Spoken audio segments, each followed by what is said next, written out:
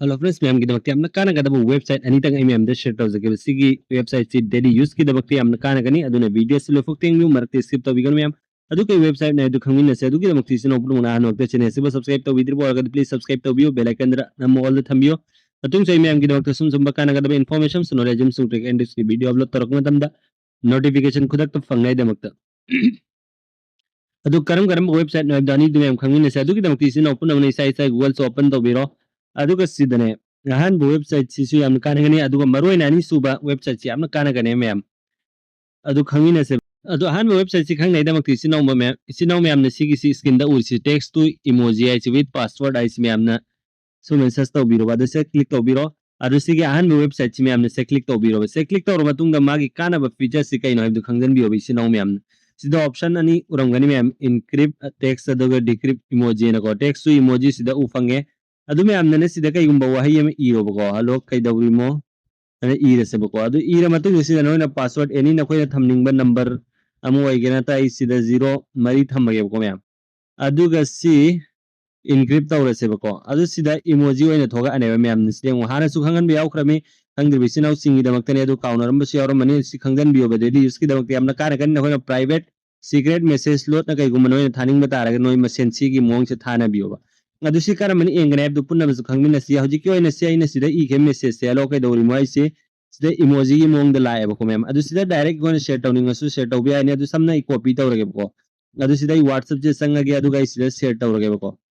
सिदा अदु मंगोन दिसि इमोजी ने न खंद्र बेमान सिदा खंगदा मीना दिसि इमोजी ने कइसो सिदा यावरो मोइना खंद्र मी दर मैम अदु नोइना दि खंगी दर सिगी मनुंग द कइ यावरि है दो सुमना कॉपी तौबिरो हजि थागिब दु मैम न नोइन एंगिंग बतारगदि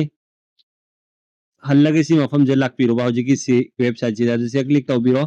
अदु से नोइन एंगनाय दमक्ते सिगी लो हांग बस मैम डिक्रिप आई सी मैम ने से क्लिक तौबिरो अदुगा सिदा हजिकी इमोजी दु सिदा पेस्ट तौबिरो कॉपी तौखिबदो अदु से नोइना थमगिबा नंबर दो मरी दो 0 मरी दो अदु से गिलो अंगफम गिस अदु सी एंगनाय दमक्ति कोइन से पिन दु नम्मनि कोइन लमगिबा पासवर्ड तो हबि कोइन थमगिबा पासवर्ड तो एंगनाय दमक्ति से नम्मनि अदुगा सिदा से नम्म तमदने कोइन ई गिबदु सिदा उफंगनि उरे को मैम सिदा हेलो कइदौरि पुना कोइन इमोजी दगिने बि एंगजि सी मैम गिदमक्ति हमना काना गनि अहन वेबसाइट सि ट्राई तौबि मैम यारिंग को मैम खन बि शेयर तौबि खंग बि सिनाउ सिंगा अदुगा नि सुबसिना कइनो हाय मतमनि कोइन इंस्टाग्राम गुम्बा फेसबुक गुम्बा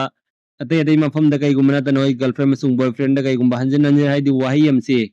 हाइदि मसिंग थिंगम द नोइ इनिंग बतारगदि याम लाइव मोंग द सिगी वेबसाइट सि द इबियोबा अदुगी वेबसाइट त इसिदा हाइगे याम देंग सिदा textrepeater.com हाइसि मैम सिगी वेबसाइट सि मैम से क्लिक तौबिरो अदु सिदा ई हंगे मैम देंग सिदा कइगुम्बा वाही हम इरे से बको आई लव यू ने इरे बको मैम आई लव यू सु मने इरगे अदुगा सिदा नखोइना नंबर ऑफ रिपीट इखोइना क्यारक तौहनिंग मनो आई से समंगारक इरगे बको मैम अदु सि रिपीट से नम्मगे अदु सिदा इरगा समंगारक लाने डायरेक्ट इखोइना सिदा WhatsApp से शेयर तौबि यारनि सेलेक्ट तौरना त कॉपी डायरेक्ट सुमेन तौरबा अदु नोइना WhatsApp तो सुमेन ने काना गुमम थानिंग बदो सिदागी सुमेन थाबियो मैम सुमेन ने काना गुमम खोइना याम लाइन सिदेंगो मानन इंस्टाग्राम गुमना होइना कमेंट तौनिंग बतारगा कइगुम्बो आई सुमेन तौ मतम माना सिंगबगी आइदि लोइबन नाइदबिदने खोइना टेक्स्ट से रिपीट तौहनबे आइबा सिमयाम गिदमक्ति हमना काना गद खले ट्राई तौबि सिगी वेबसाइट अनि सिम यारिंग खो मैम सुखान बि शेयर तौबि नोइस खंगजन बियो अतुंग सै मैम गिदमक्ति सुम काना गद इन्फॉर्मेशन सुनो रेजम सुंग ट्रिक एंड इसके वीडियो अपलोड तौ जरके मैम अदुने चैनल से यारिंग खोइ सब्सक्राइब लाइक शेयर कमेंट तौबि खाउ बिगनो गुड बाय।